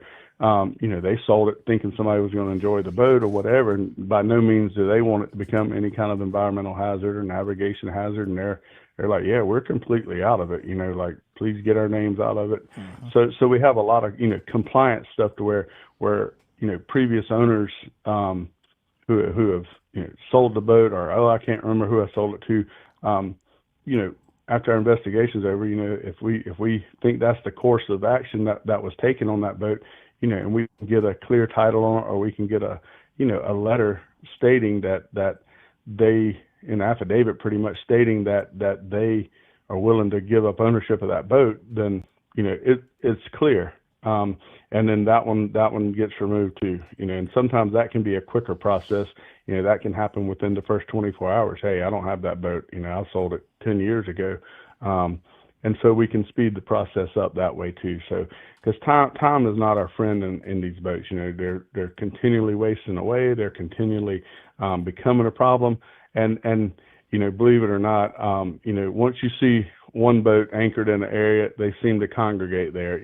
So we try to, if we can, get as many out of that area. If they're all either abandoned or derelict, we try to get the whole area complete so that other boats don't come in there and try to anchor with them and then become more problems down the road. And so we have these hot spots, in areas around the state. Michael, we have run out of time, and fantastic job on your end getting the message out about these derelict boats and these left-behind boats, these abandoned boats. Hopefully people are getting the message from you and realizing that they got to clean up their mess or get in touch with you guys. It sounds like you're willing to work with people. Thank you so much for being with us tonight. I'm sure we'll talk to you again. Yes, sir. Thank you. Michael Thomas from the Department of Natural Resources. That's SC Wild tonight here on Sports Talk.